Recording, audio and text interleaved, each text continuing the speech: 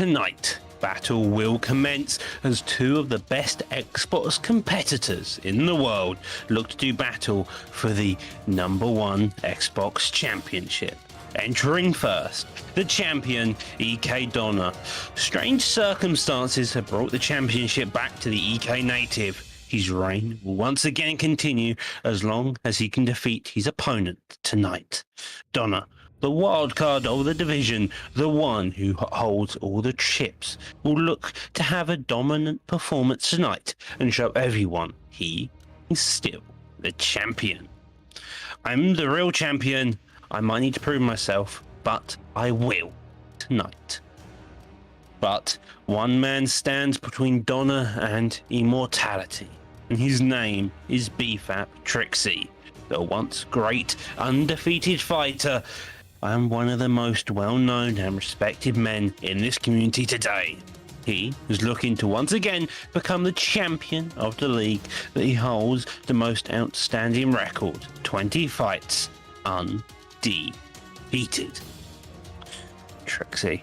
Well, here we are once again. Time for me to make history. The belt is coming home. And so, with all that being said, get ready for a wild night of fights that'll culminate in an Xbox Championship bout for the ages. Welcome to Prime Time! What is going on, you beautiful bunch of savages? I am your host, as always, Cyrus the Looney, and joining me in the commentary booth for this historic card is the one and only JDime TV, and of course, Mr. Humbledink. How are you doing, lads?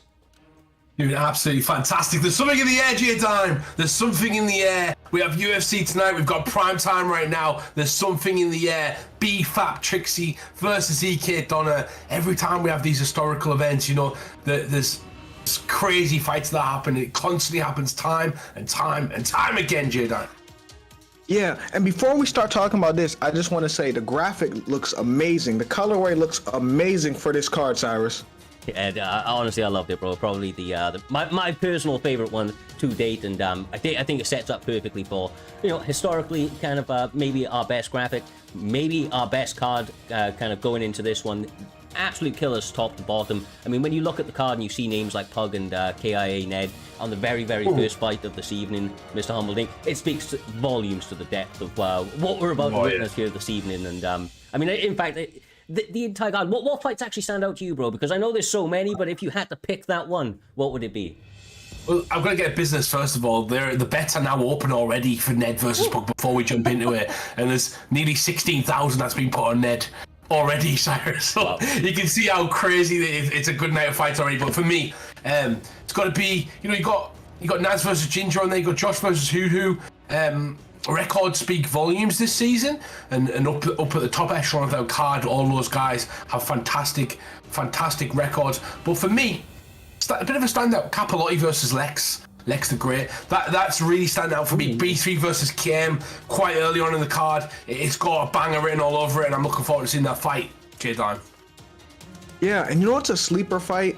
I think Raw Soul versus Amazon is a sleeper fight. Raw Soul, whether he wins or he gets his ass whooped, they're good fights. They're really good fights. He's really underrated to a certain degree, Cyrus. Oh yeah, for sure, brother. Absolutely.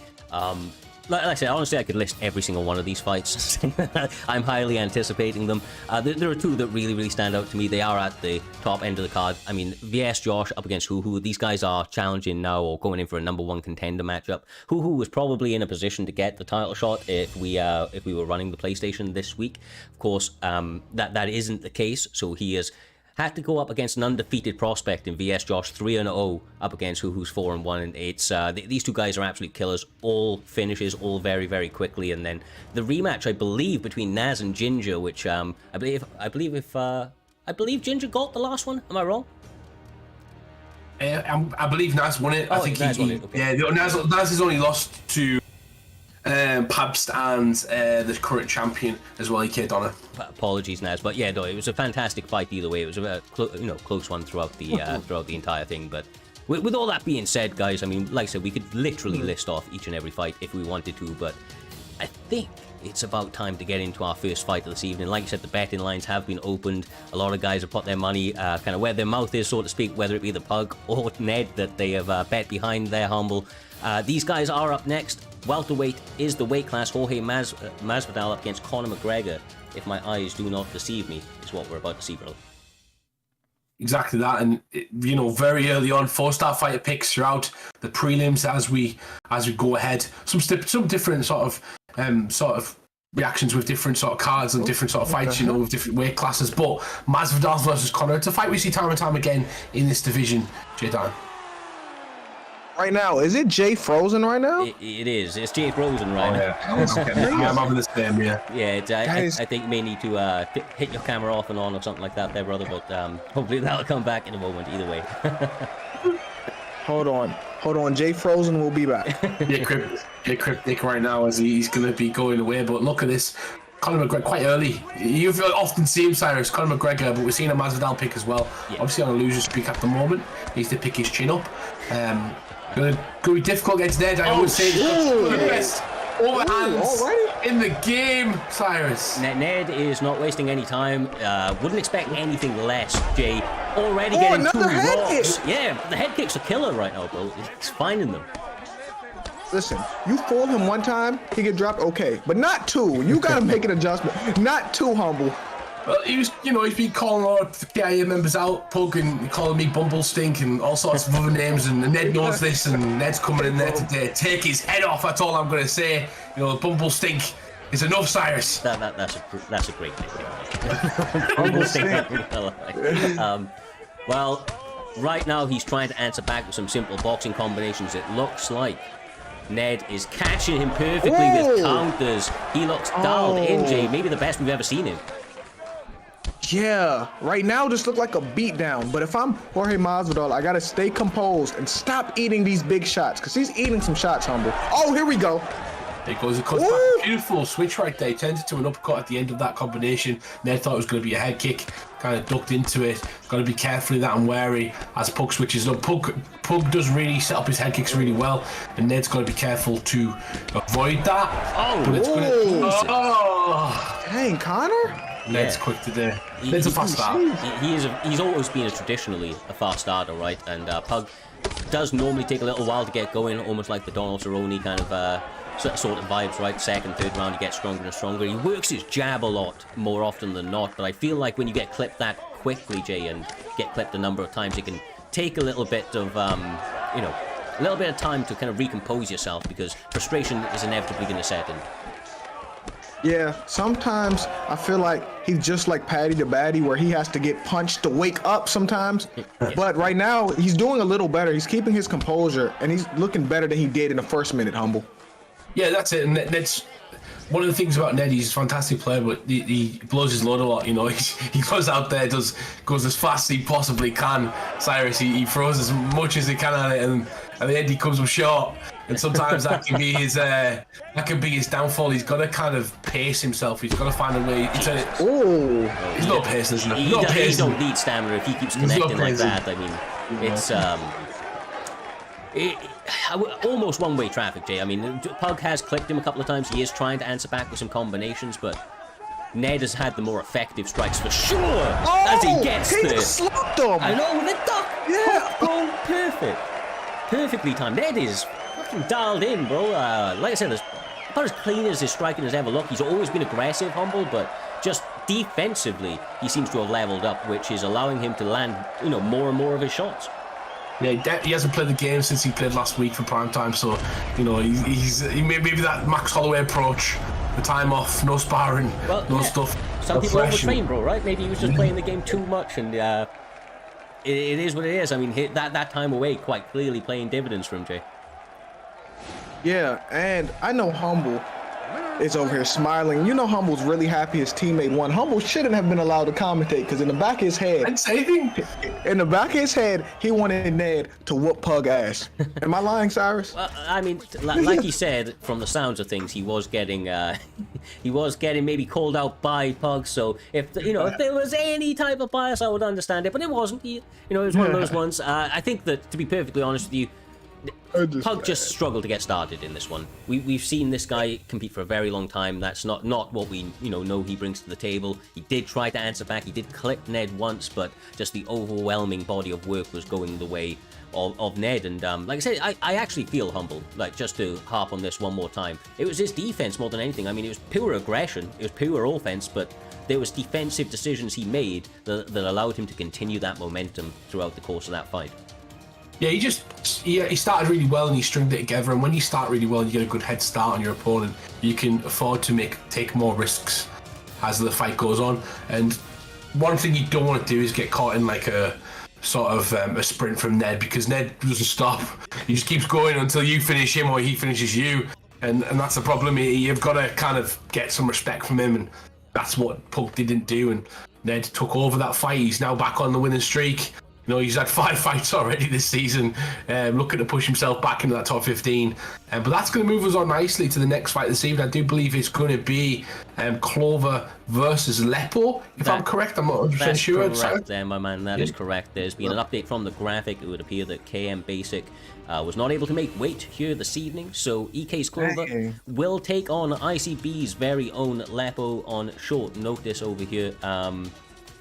Yeah, I mean, I expect big things, to be perfectly honest with you. Lepo, am I right in saying he fought yesterday? Humble? Yeah, he did. He did. I can't remember the result of that fight. I know it's Blackout Hours that he fought. Yeah. I think it was a very, very closely contested fight. Blackout won that fight, Yeah, Blackout won that fight. It was a good fight, though. A very, very good fight. And Lepo's a game opponent, A lot of people excited to see Lepo as well. He's a very... One thing I like about Lepo, he's very in touch with the community. He does a good job of promoting himself and keeping in contact with everybody and amongst the community. And a lot of people support him, and that's good, because a lot of people are going to help him get better. A lot of people are going to help him grow. But he's got a tough test in front of him, J-Dime. He's fighting an EK member, Elite Kings member, one of the best camps in the UFC community. He's fighting Clover with Kelvin Gastelum versus Nick Diaz. Nick Diaz, good for the boxing, but the boxing from Kelvin Gastelum is really strong power. So there is a little bit of a correction. Sorry to jump in there, Jay. I just because I made a mistake, or so it would seem. Clover is no longer part of EK, although it does say it in his name. I'm hearing the same maybe said about Lepo. So these guys are no longer in these camps, but nevertheless, they're fantastic competitors. I'm going to say the same thing. I'm going to say the same thing, Cyrus. I mean, Jay, great competitors, no matter the teams, but change your name, yeah? Change your name. Yeah, that's not our fault. Yeah, I was going to say, it still says EK on the name. Research, bro. It's your name, bro. Like, I read your name. His research is on the screen right now. You present to me that you're part of EK, it's usually in your game attack. That's all I'm going to say. Either way, they're going to get going, Jay, I would imagine, any second. And Nick Diaz is a pick that Lepo's gone to quite a lot. He's 3.5 star. He's switching up and proving me wrong here, but he normally likes to do very well behind his boxing, which I think that Clover will welcome. Hold on, he may be changing his pick. It may not be Nick Diaz. It may be. Check this chat right there. Usually lock these in an hour before, Cyrus. So we'll see if he's picked actually a Pettis, but it looks like it's going to be Pettis versus Gastelum. Now Pettis fights as low as featherweight. Yeah. Gastelum fights as high as welterweight. And I haven't really seen Pettis fight welterweight. I can't even remember his fight at welterweight. I'm not sure if you remember. Was it against Nick Diaz? Was that the only one? Yeah, Wonder Boy. It wasn't. Wonder Boy. Okay. Wonder Boy. Oh yeah, it was Wonder Boy. He landed a Superman punch. I remember. He knocked him out. So he's 1-0 in welterweight. Okay. No, he's not 1-0. If I'm not mistaken, when did he fight Nate Diaz at? Was that lightweight or was that welterweight? It was welterweight. Yeah, it was welterweight. Yeah. Yeah. So I don't know. To be perfectly honest with you, it's not very often that we sit here aimlessly looking at an announce Pettis on the screen. But we will find out in a couple of moments, or we will move on to the next fight. He took this fight in short notice. You imagine that he was there and ready, right? Maybe just the moment has got to him, Humble. Maybe the moment has got to him. I don't know. Maybe he's enjoying the conversation. Maybe he's tuning in. Nepo usually watches the stream, so very surprised he's not ready and willing to go. But hopefully the guys in the truck start to prod these with a cast iron to get them out of the locker room. Sometimes the nerves are there, J-Dime, you need that nervous poo, you need to do something before you come out, and you gotta go to the toilet before and you gotta do something, and then you jump on that chair and start playing the game. Well, Yeah. He did have an emergency, Jay, but he's back from what I hear. He had an emergency.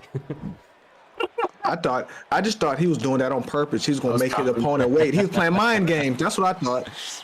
Emergency meeting right there from Lepo as he runs away and comes back. But, you know, here we go, Pettis versus Gastelum.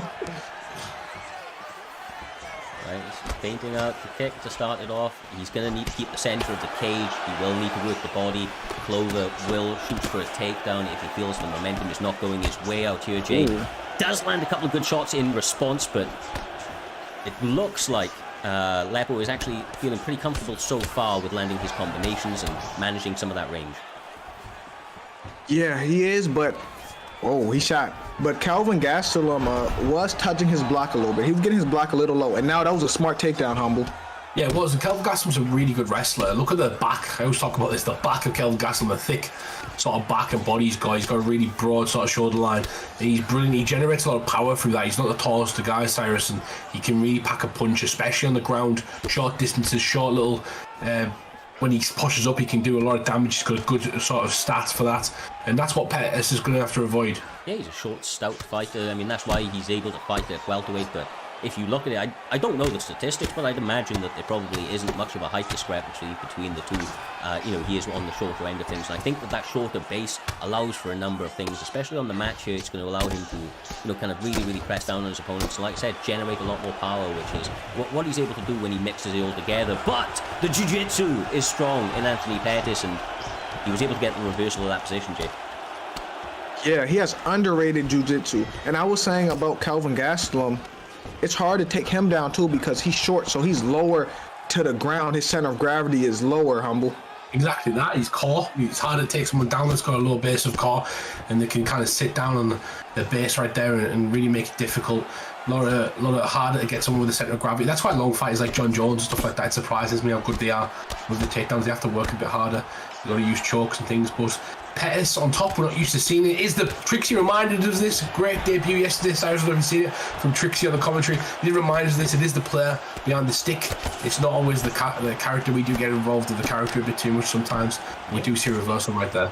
No, 100%. It is always who's behind the stick. I think we mentioned in the past, that's why one of his teammates, he would know it. There's won matches with the likes of Sam Alvey back in the day, but right now, I mean, these guys do, for my money, look very, very evenly matched. Jay, I don't know if you agree, but both in terms of what we've seen on the mat and on the feet, they've both shown each other a number of looks, and I feel like they're battling for basically every second at this stage. Well, who do y'all think is winning this round thus far? Is it Calvin Gastelum or is it Anthony Pettis, Humble? That's a impossible question to answer. These two are still 20 seconds left, and I think it's very close, and I think one of them needs to make a statement at the end of the round. The judges see, nice shot there from Gastelum, judges see the end of this round and they can see the last 15 seconds, maybe they'll swing it in that way, but so far for me it's very close, very even. Yeah, I completely and utterly agree with you. I think towards the very, very end, Clover looking a little tiny bit better, but at the beginning, the same could be said about Lepo. He does land more significant strikes, and as you can see, the ground game basically dead even out here, Jay. Very, very closely contested. Listen to me, that's a close round because it's a few strikes away, but who knows? Who knows what all the judges are seeing? Because if it's that close, the judge may, I don't know, maybe an even round, Humble.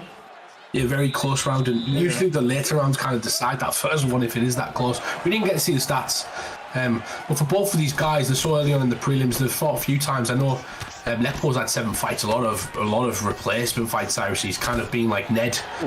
Ned last season was the replacement king. Lepo 7 fights already. It's almost like he's fought nearly every event so far this season. Fighting Clover, he really needs a win at the moment. He's coming off a loss in his first fight, and that's pretty much it. He needs to kind of get on that scoreboard and get going. Yeah, no, and eating a knee like that isn't going to go in his favour, but a beautiful little slip after to avoid that front kick. Like I said, I do feel like Clover's pretty dialed in here this evening. He's given a very, very good account of himself, and Lepo is able to match him like for like so far in this competition. He's getting a little bit wild though, Jay, and that could go massively in his favour or not. That Lepo, of course, that is. Yeah, but this is such an even round, just like the last round. But Calvin Gastelum starting to pick up the pace a little bit, Humble. Yeah, it definitely is. Did nice work right there. Goes for the takedown, gets on top of him half guard, and now he needs to do some work. We talked about the ground and pound. Be nice to see if he can get some off. Just get to control the position for a bit. But Pettis has got the attributes off his back as well. Sorry, he's got good jiu-jitsu skills, the rubber guard, etc. and good submissions. Yeah, the rubber guard's a big one for me, brother. That pull guard, it makes it so much more dangerous, you know, for the guy that's taking you down. Of course, allows you to control them. Reverse positions and submissions are readily available. Half guard, not exactly great. A lot of wrestlers like that position to kind of stall out, but it can be a little bit difficult to keep it at times in this game, especially if you're looking to cause damage at the same time. And as a result, Clover now back in full guard, still trying to work that ground and pound, OJ. Yeah, and he can win the round if he keeps posturing up and keep putting damage on. This can be his round right here, Humble. Yeah, nice work. He needs to. The first round was very close, but I do think Clover lost that round. In my opinion, sorry, not Clover. I think Lepo lost that round with the amount of time he had his back in the end of the round. I just think that he kind of got some edge that sorted out, and it's kind of picked up where he's left off with a bit more control time, and he's managed to stay on top of his opponent. He really needs to get some offense on. So it's maybe some submission attempts, maybe try and get back to his feet, but he can't be sitting here at the moment. Yeah, no, for sure. I mean, he's trying, I believe. I think that Clover's making all of the right choices so far, even in the shot selection on the ground. He's showing a lot of variance to what he's trying to do, and you know, ultimately, as the seconds are ticking by, his confidence is building, Jay, and it's allowing him to get the knives off. But he goes for a big step up, or get up, does Lepo, and was able to get it surprisingly so. Now gets the roll. He just won the round, guys. Listen, he just spent that round on his own. Oh, never mind. Never mind. No, never. When J-Down talks good about you, Hey, know that you're everything losing. always go to opposite. I gotta shut up because when I say something, the opposite happens. I just put Oh the my down God. when you start talking about you doing well J-Down now. It's a formality. That's Nice crazy. work right there. Lepo managed to come back, Cyrus, and then all of a sudden Clover was not today. You know, he's really fighting. You've got to realise Clover's really fighting for his life. Got 150 competitors that have competed so far. We're so early on in the season in Xbox division alone. 151 competitors I think there has been who have competed. There's a lot of competition there. And he really wants to put his name on the map and come out. Well, up kick of doom keeps Lepo in it, but Clover fighting with fire here this evening, Jay. He is not backing down from any aspect of this fight, and seems to only be getting more comfortable as time goes on. Yeah, and if I'm not mistaken, Anthony Pettis needs a knockdown or a knockout this round because I think he's down, Humble.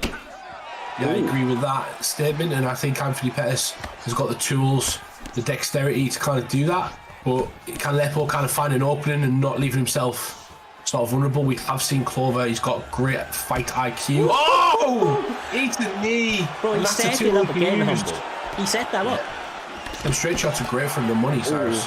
Yeah, bro, just the way he's been working those knees, I mean, just perfectly timed. He's utilising in and out movement very, very well. Obviously, I actually feel like he's maybe even just down in this fight overall right now, but very good locks. Clover, just a workman-like performance, though, getting the finish. Right It's here, over. brother. Yeah, it's over. Beautiful work right there. Clover gets it done, and a good finish as well. You need to finish your opponents. Obviously, didn't kind of play out for Lepo jumping in last moment to kind of do a replacement. You know, sometimes you see Ned do it all the time. It kind of works for him. Lepo not today, but there was a great performance. You can't take anything away from Clover right there. He had a game set and he stuck to it all the way through, Cyrus, and managed to finish his opponent with a consistent sort of plan. Yeah, he took a risk. He took a fight on short notice, and there's no, there's no shame in necessarily coming up short in this one. I think he showed a good account of himself, Jake. Had good moments in that fight. Was very, very close, especially early on. But the way that Clover, like I said, just kind of came in with that workman-like performance, was able to chip away at him, chip away from him, and ultimately just set up that finish. Another great performance by Clover, able to get back in the win column, or so it would seem. Yeah, and it was a close match, wire to wire, while it lasted until he just started picking it up, and then he couldn't catch it back up, and he put him away finally. Beautiful stuff. Mr. Humbledink, this does move us very, very swiftly on, brother, to the next one. It is going to be KM's very own Capalotte up against B3 Leaks, two well-known and well-respected camps within the esporting community. They've been around for quite a long time, and the fighters that they have produced continue to amaze and impress us in the commentary booth, and obviously all of the supporters at home. Capalotte and Leaks are two of the kind of standout names of recent weeks. I expect big things from this fight, brother. Yeah, both of these guys are usually up there, right? And that's why I named it earlier on as one of the fights I kind of looking forward to. Over the overall card, I mean, the main event is the one that catches me. But this one is such a great fight because I'm so used to KM Capalotte and I'm so used to B3 Leagues being around the top 15. It's just early on in the season, and you can fight anybody, J-Dime. So you can fight the number one in the world, who might be number one in the world in 13 weeks' time, but you could fight him so early on because you have a similar record. And, you know, you could fight a couple of those guys and then have a negative record so far, so early, so you fight on the prelims for a bit, and then eventually you go and meet those guys again. And this is what's just given us a beautiful fight between Capalotte and Lexi. Both got even records, both sat around 30 and 40 of the Xbox division. As I've mentioned, there's 150 competitors in there, so that's not bad at all. They're in the top like 20% of that, so this is going to be a brilliant fight. Yeah, and this is such a good fight that could easily be on the main card of any card. So this should be a great one. This should be high pace, high action. This is a great fight, and I'm ready for it. Quite honestly, I think we've said this in recent events because it's absolutely true. Right now, early on in this season, the way that it is shaking up out here, guys, is a little different, right? Normally you see guys picking up 1 or 2 wins, dropping a loss, kind of, because it's very competitive, kind of, throughout the entire thing. But right now, there's a couple of guys that are emerging with undefeated records that are putting together fantastic little runs, and as a result, when we're getting to our Saturday, kind of championship events, the talent is kind of so deep, Humble, at the moment, that we are seeing guys who have previously highlighted main events now fighting as the 3rd or 4th fighter, for the prelims, and it's not any knock on them, brother. It's not any knock on them. It's just due to maybe some people who have been a little bit more active or whatever it may have been. No, you're right. Yeah.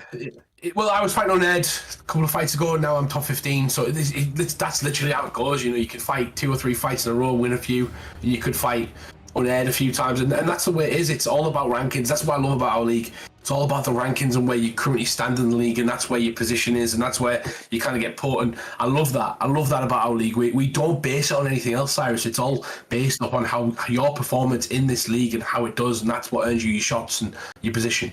Definitely, brother. There's no opinion in it, right? We deal with the absolutes, if you will, and these guys are out here now to, of course, get themselves that one step closer to potentially securing the primetime gold in the future. They are, like I said, incredibly well-rounded opponents. They can do it absolutely everywhere, but traditionally we have seen these guys duke it out on the feet and do it in a spectacular way, J-Dime. Interestingly enough, though, we are seeing Paddy the Baddie going up against Jorge Masvidal. I did not expect this, brother. Oh, Paddy. Paddy the Baddie. That's you got to love it, right? Sorry, you got to love him, Jay. You got to love Paddy the Baddie. Of course. I love Paddy, but that's a big step up. He's facing Jorge Masvidal this soon, Humble. Yeah, he looks like Arnold Donald as well with that body type. They do some of these fighters dirty with them body types. I don't know if they just have one where there's like, make me look like a small child. That's exactly what that body type is right there. Ooh, nice. Well, I think that now is a good time for him, if anything. Paddy the Baddie, this has been as hot as he ever has. Of course, Jorge Masvidal is coming off a couple of losses, so he maybe seeks an opportunity to propel his name into superstardom. Will have to do so in a very intelligent way. As you can see already, Jay, Jorge Masvidal hits hard and will not back down from any sort of scrap, and Capalotte lives true to that every second that he's in that cage. Yeah, I respect this Paddy pick so much because picking Paddy against somebody with the boxing of Jorge Masvidal is brave, Humble. He's doing really nice teeps as well at the body, and then straights as well. And Trickzzy talked about it last night as well. The offset and the rhythm and breaking the sort of combinations of your opponent with certain shots like the straight to the body, incredibly important. I'd like to see, I don't know if Leaks has got an intention to take it on the ground, but that's where Paddy's kind of shines. Gets a lot of wins by submission, Cyrus, and that's what I'd kind of like to see him do. But I don't, maybe he's just wanted to stand on the feet and show off Paddy's striking. Leaks is a fantastic player. He does like to do it on the feet more often than not, and he's going to be comfortable with lower-rated fighters. But with all of that being said, it's going to be an uphill battle and taking him to the ground is probably the smart move because of the level of Capellotti. This is where he likes to get the work done. As I'm saying all that, though, Jay, a beautiful pull counter from Leaks with Paddy the Baddy, bro. Whether Leaks win or lose or Paddy win or lose, I'm impressed. The way he's boxing against Jorge, even though he's getting tagged a little bit, is impressive, Humble. Yeah, it's first oh, nice work. Oh my. Capellotti's in trouble. He's on skates right now. And Leaks did some damage right there. One thing I'm noticing about Paddy is this. Like I used to mention this a lot, Cyrus, about like when they put people in the game, they put them in at 4 stars and don't really give them a lot of attention the stats they have done recently. Got to give them a bit more credit for that. But with Paddy, he's 4-star and his health stats aren't great, his cardio is not great, etc. We're not actually sure if he's got great cardio. You know, we've seen him in other fights do okay. Title fight, he was title fight for Cage Warriors main time, so quite interesting. But Leaks' stamina is getting low quite quickly when he whiffs shots. It is, but with that being said, due to the body work that he is doing, Masvidal is finding himself in a very, very similar position, so I feel like it will be even, although the big rock may be another big deciding factor in this round. Only 10 seconds, and we've seen, 10 seconds left in this round already. They're Humble. We've seen maybe 3 or 4 stuns. It's been action-packed, to say the least. This is why I said this is one of my fight picks for the night. These two competitors are... Yeah, these two competitors know what it means to be a primetime competitor. Most of the people in the chat know what it means to be a primetime competitor. It's about entertaining the viewership. It's about putting your name out there. It's about having fun. It's about making yourself feel a bit alive, you know, for a couple of moments, Cyrus. And that's exactly what you want to do on this Saturday night before we start a UFC event. And these two are showing that. They're showing the heart. They're showing the heart of primetime and the heart of each competitor. Exactly right, brother. There's no poor showings when you make it to these kind of fabled spots or these desired spots on these cards. Oh God, bro! And these guys are leaving it all out there, Jay. Paddy the Baddy not backing up, believing in his cardio, believing in his striking, and kind of getting off in terms of he's a little bit better statistically, stats-wise. Head health, stamina, and the like. Yeah. And whether Paddy win, oh my gosh. Paddy! Never mind. Paddy's looking good. He is the truth. He is the new cash cow. That's what it looks like if he wins this. He is the new cash cow, Humble. He just needs that big win as well. Lex looking to try and get it with him right now. He's looking to try and elevate himself from the pack. That's exactly what you need to do. Push yourself into that top echelon of the Xbox division. And Capellotti might be victim to Paddy the Baddy as Paddy comes forward with that 70s Beatles haircut, Cyrus. Yes, sir. I mean, but one of the things that the KM boys do very, very well, better than virtually anybody else, is they mix in feints, right? They're incredibly technical strikers, but Leaks is not bitten on any of them, bro. He is all go all the time, and it is working out for him.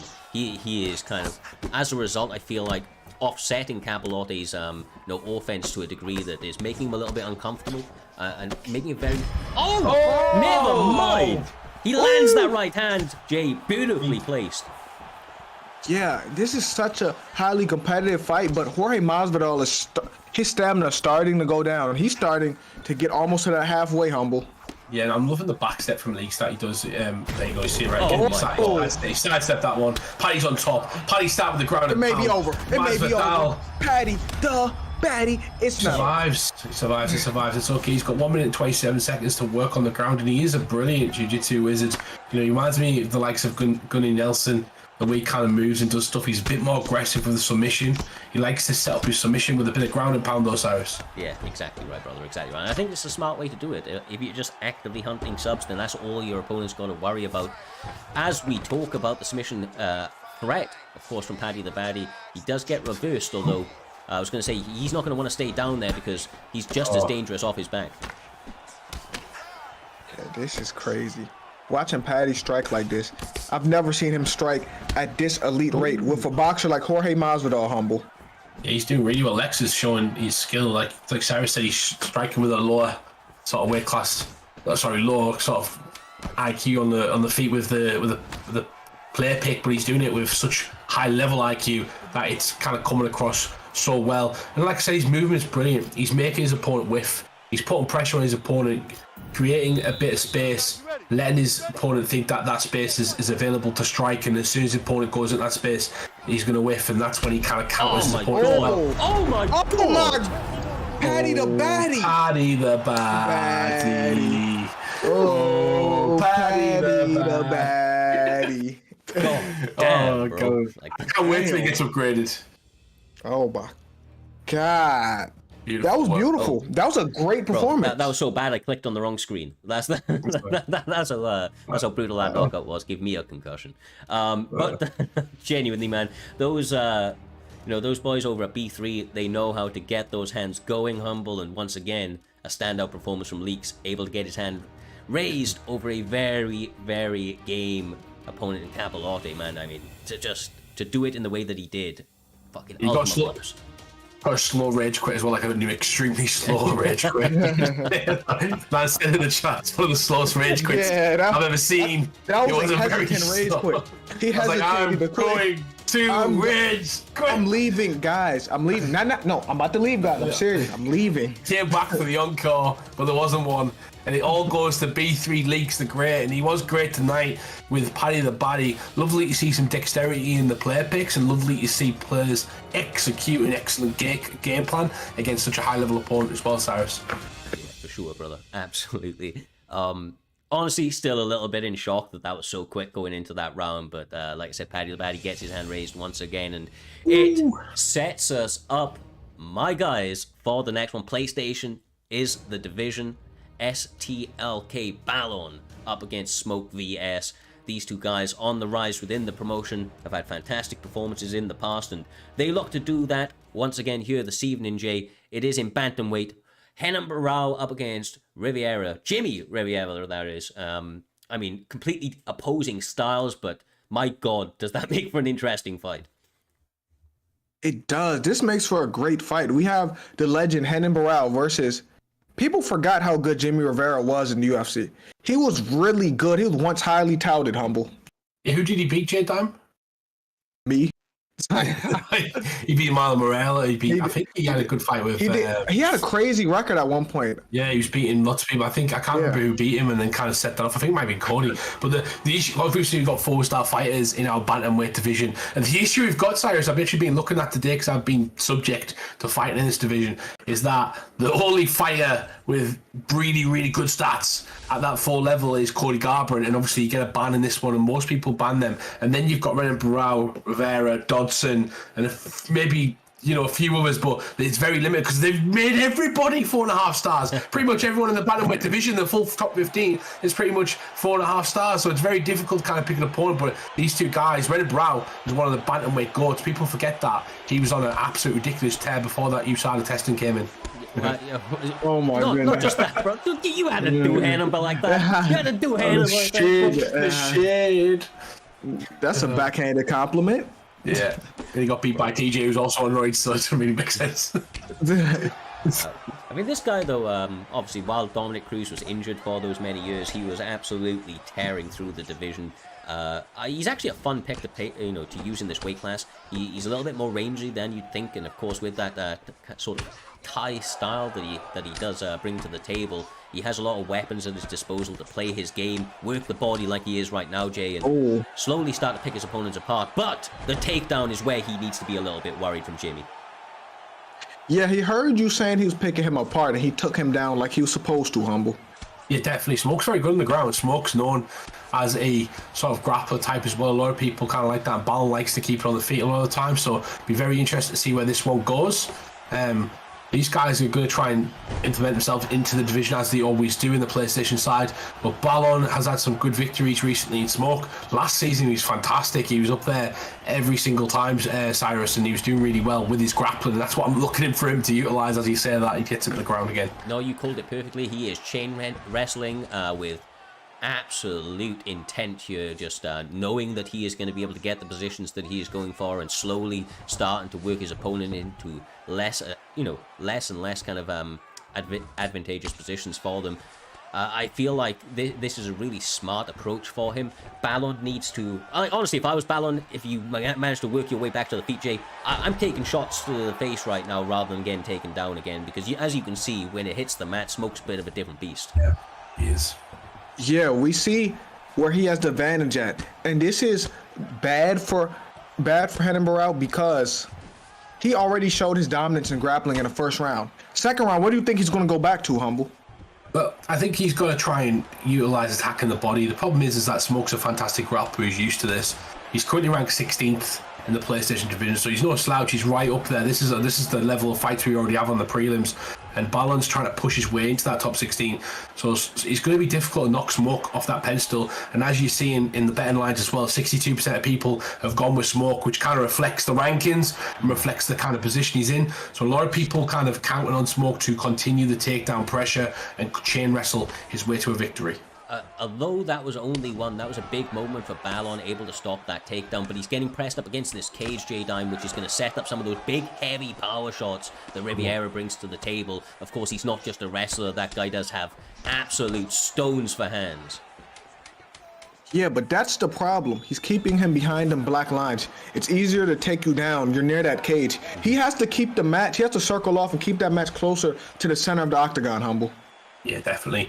And I think it's a good time right now to tell people, if you do want to join Prime Time, hit that Discord link that we will put in the chat in a second. You can come and fight. If you don't get your fight on the aired cards like you do right now, you'll work your way up on the unaired cards and get to a Friday or Saturday night where we're calling your fights. And if you do want to support us, hit that host button. It really appreciate it. Does spread the channel out there, but enjoy the fights as it goes. And that was a fantastic round for Smoke, in my opinion, Cyrus. Yeah, and look, there's things for Balon to take positively in terms of like when he was on the feet and able to stop that takedown. But yeah, you know, in the back of his mind, he's going to be like, I don't want to get taken down. And then what happens going into that second round, Jay? He gets absolutely powered through that big pickup, the big slam from Jimmy, utilizing his wrestling perfectly to take away the weapons that his opponents have. Yeah, and I told y'all, once he got that takedown in the first round, that's what's going to be big for him, because now in his head, oh yeah, he can't mess with me on this ground. I'm going to go right back here, Humble. Yeah, he's gone back right there, and he's difficult to get off. Like, what I like about Smoke, and I've fought him, he doesn't deter. Like, his game plan is, I'm going to take you down, I'm going to stay on top of you, I'm going to hurt you.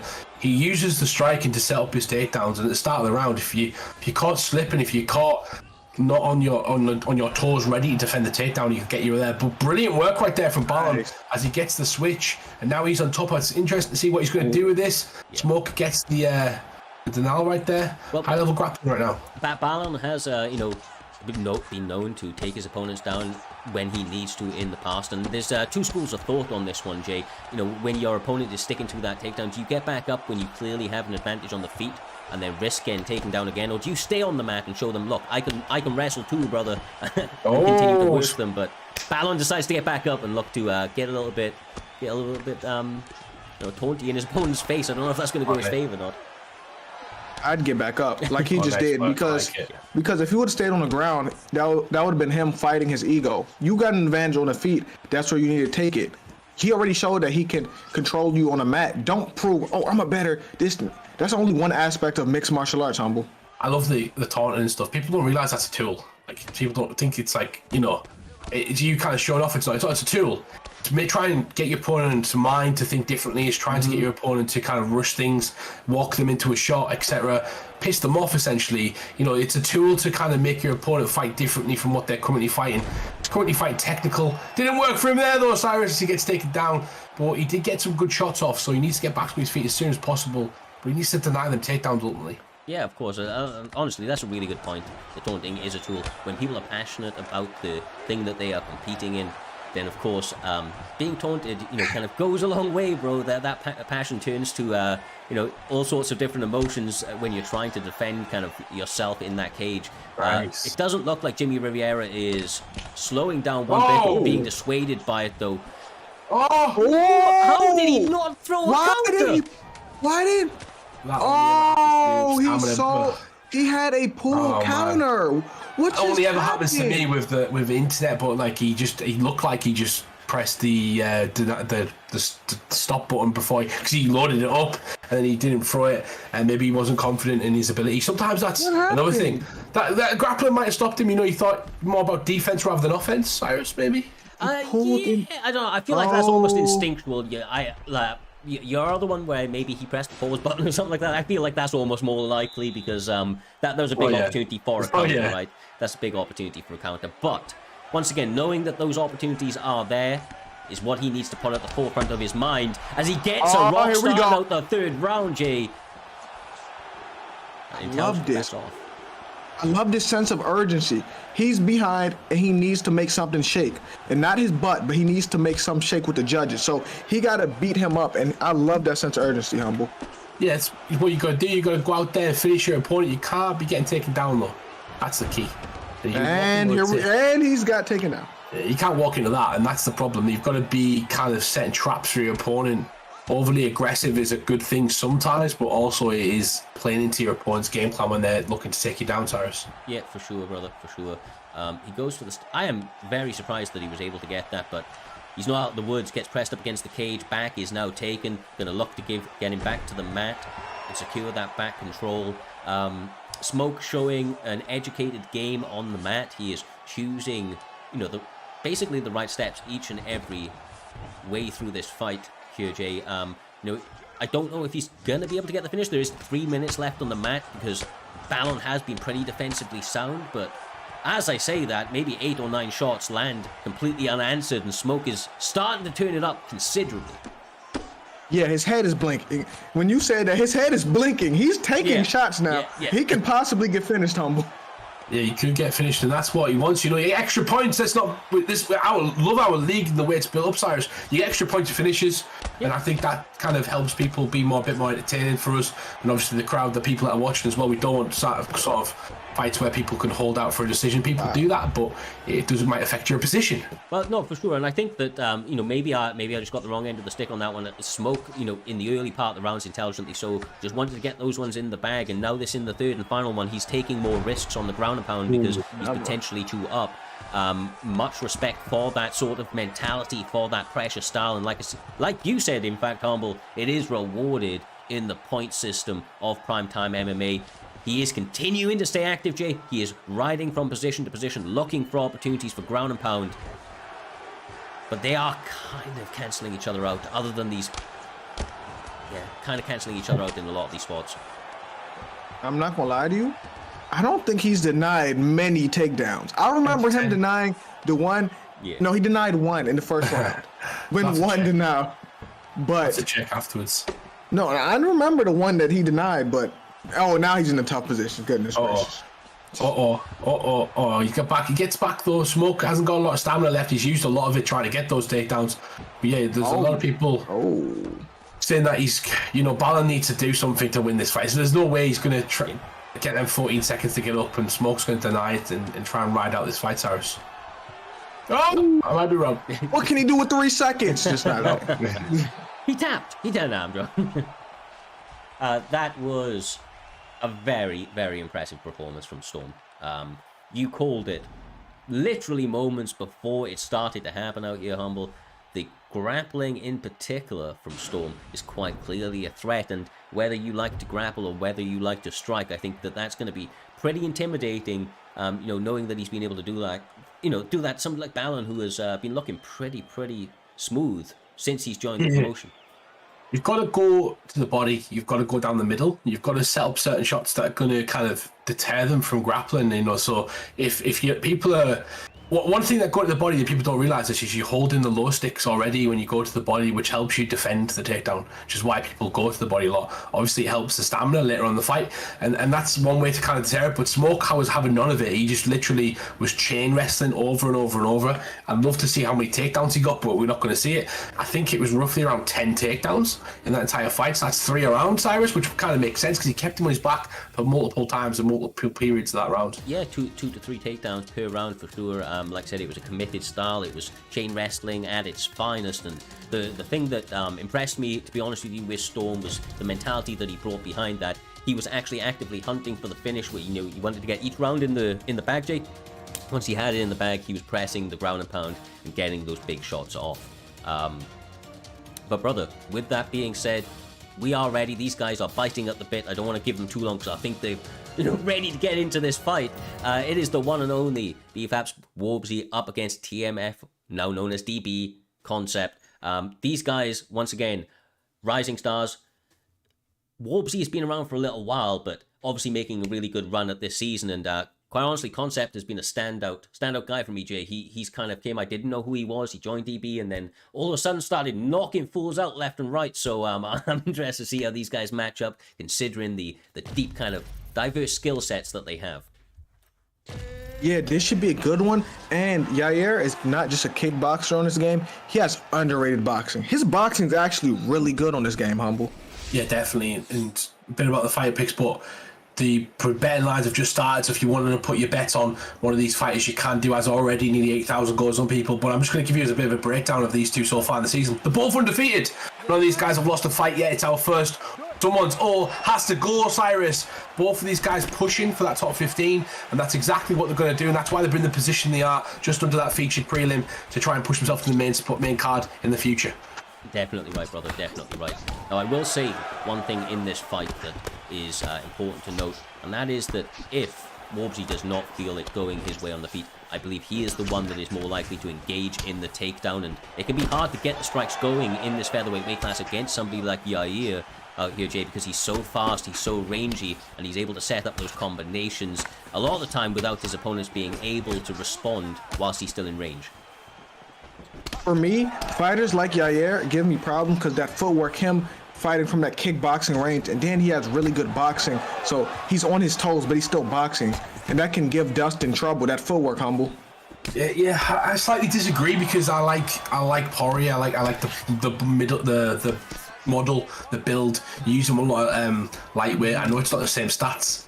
Yair, for me, he doesn't feel like a top echelon fighter. He does have a lot of the kicks, a lot of the movement, but when fighting him with a pressure boxer, he has to set up those kicks. So it's all about the player and knowing when to throw those kicks. Otherwise, you can be extremely vulnerable when someone walks in the pocket and throws a combination like you're seeing right there as you're setting up a kick. And that's what Yair's got to avoid, Cyrus. Yeah, definitely being diligent about what weapons he decides to bring to the table here this evening, choosing the ranges correctly, and so far so good for Concept. I feel like he's looking good. Of course, Worbsey has been able to have a lot of success of his own, but as you mentioned, Jay, the footwork from Yair Rodriguez is, absolutely sensational, and just makes it very, very difficult to get yourself going. So I'm expecting this takedown. I'm expecting this takedown sooner rather than later.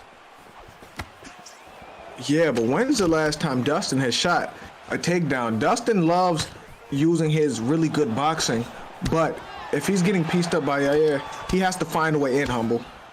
He does. He needs to find his way in, and he's doing that with his double jab. He's got to be careful of his stamina, because now, as I've kind of realised, I'm going to go to the boxing. I'm going to go to the body with the boxing. I'm going to start using the kicks to offset his rhythm. Beautiful little slip hook right there on the inside. You don't often see that, but it's a bit quicker and sets up the straight a bit faster. It doesn't land two combinations, but I like that those sort of counters from Concept. He's going to need those going forward as the combination punching from Worbsey comes forward. Cyrus. Yeah, Worbsey starting to really try and up the pressure towards the end of this round. I feel like Concept feels like he is in the driving seat. I feel like he is starting to kind of ooze with confidence, but being Yair, 15 seconds left, but being Yair Rodriguez, right, the problem is that as your confidence builds, some of that flashy striking can come out there, Jay, and that not only taxes your stamina, but leaves you in some very, very high-risk situations that, you don't want to be up against Dustin Poirier. Yeah, that's why with Yair is high risk, high reward. Like, for example, when you throw that spinning side kick to the body, if he sidesteps that, that's automatic stun almost, Cyrus. Yeah, 100%. Well, my guys, that was a closely contested first round, They touched him up to start out the second one. It looks like Poirier is a little bit behind in terms of the stamina, potentially, being due to the fact that it's a little bit harder to close that range on Yair Rodriguez. But that takedown towards the end of the first round, I feel like that is probably his money to start to turn this fight around. I don't know if you agree. Yeah, I think he's doing an okay job. He just needs to watch that stamina. With it being a 3-round fight, I don't think he's got too much to worry about. One thing I'm really liking about Concept is, I was about to say, he hasn't really thrown a lot of those sort of crazy sort of high vulnerability moves, which has kept him pretty much solid in this fight so far. He's just used the range, the boxing, the certain sort of teeps and the push kicks from Yair Rodriguez, which has kept Poirier away. Oh, nice work right there. Well, every time he throws one of their big moves, I was going to say, vulnerability is huge, and he needs to be careful of that. Oh, definitely, brother, definitely. absolutely sticking straight from Poirier right now, though. He's found it a couple of times, and it's interrupting Yair as he presses forward. Circling towards that power side is paying dividends for him as well there, Jay. Definitely promising looks from him, but with that being said, the head health starting to get a little bit suspect due to the accumulative work the Concept has been able to do. Yeah, but Dustin isn't out of this. He's had some good moments. It's just Yair stunned him, and Yair's still piecing him up, Humble. Yeah, he is. And I'm liking the work from Concept in this round. Oh, wow. Shit, times he listens. I need to be quiet. I think the opposite always happens when I say something. Every time you say something, I wait a second, just in case. Wobbsy did well in the first round. I believe he overthrew. He landed less shots, but he did a good job of attacking the block, attacking the stamina, and got a lot of bleed through. Rodriguez has done a great job in the start of this round. Oh my gosh. Here we go. The timing was perfect. He doubles up on the uppercut, and Wobbsy continues to slip off that center line, throwing a hook. Maybe the answer to what he's been looking for, but Wobbsy's so game. He just weathers that storm and instantly changes position back to the center, Jay, and that's an intelligent move, and obviously shows composure in the face of adversity. Yeah, and that's what separates good from great. Composure. Not panicking in these moments when stuff is going wrong, Cyrus. For sure. It's really, really is what separates the boys from men. But although he was able to weather that storm, he is still in an incredibly tough and dangerous fight up against Concept, who, although has had a couple of shots land on him, continues to be the slightly more, more concise fighter in the way that he is landing, and I feel like that is potentially going to be the deciding factor. There is another 5 minutes scheduled here, Humble, and the way that they are fighting, I expect a finish, but I don't know which way it's going to go, bro. There's so much damage flying around this octagon. Anybody can catch it, including the ref. Yeah, exactly that, and the ref's got to be careful. There's a lot There's swanging and bagging going on right now. Yair Rodriguez could jump off the cage at any moment and fly kick Herb Dean in the chin if he wanted to. So Herb's got to be careful. Nobody's safe.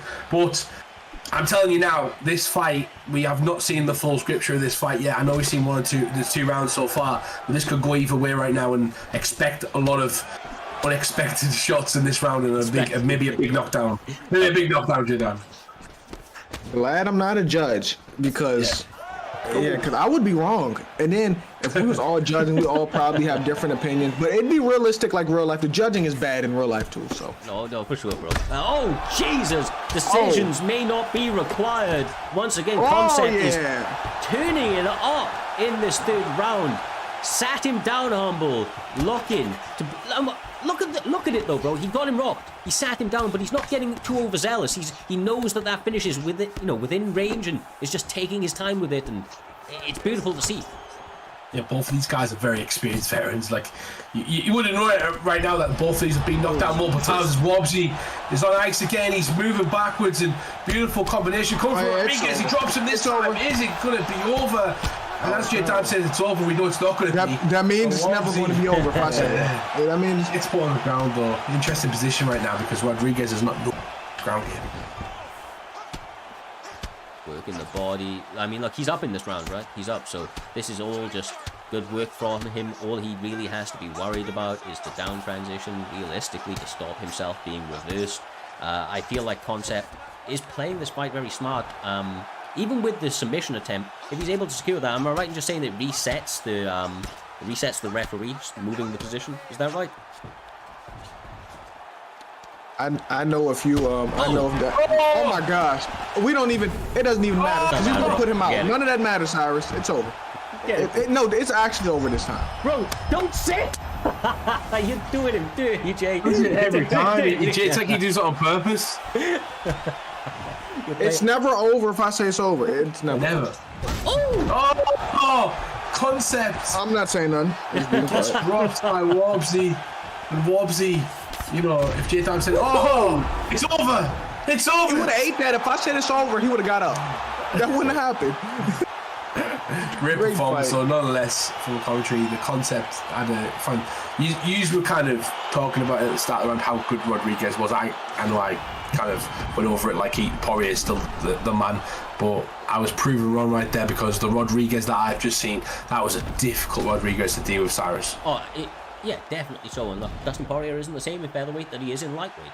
And that's a reality as well that, kind of maybe played another factor in the fight. But I feel like concept looked fantastic, bro. I mean, look, he didn't just come out here and blow his opponent out of the water, J-Dime.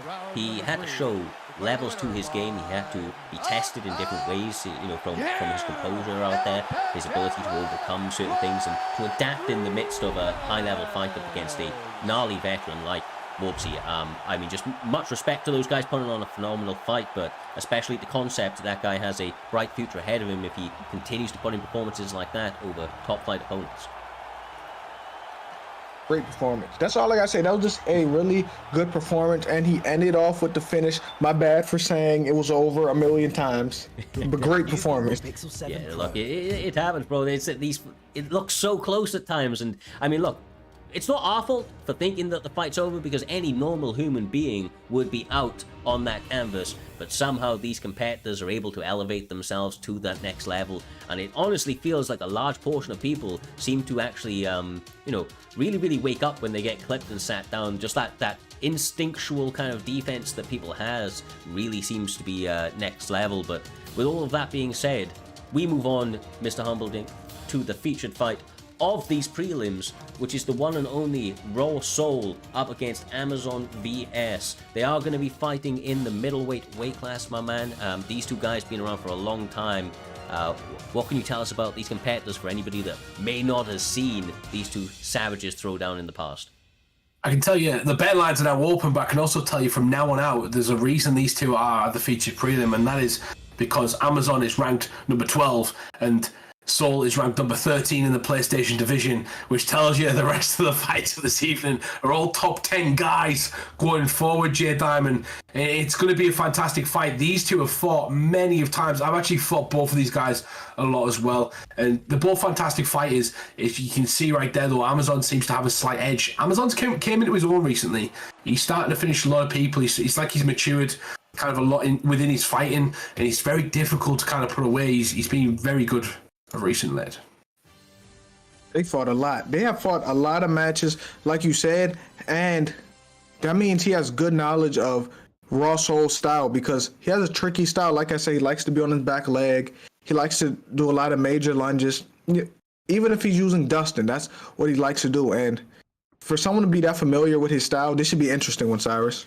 Yeah, for sure, man. I feel like Two Soul, especially as of recently, has been using a lot of side steps. He's been predominantly striking, but people forget that this guy for a long time was actually just a grappler. Like, he genuinely was. He went for submissions quite a lot. That might be a little bit hard to do up against like somebody like Amazon, who has picked a fantastic pick for takedown defense and power. He's having so much success early, Humble. I'll be careful right there. The stamina was really worrying. Two Soul's stamina was at the bottom. He couldn't go any lower.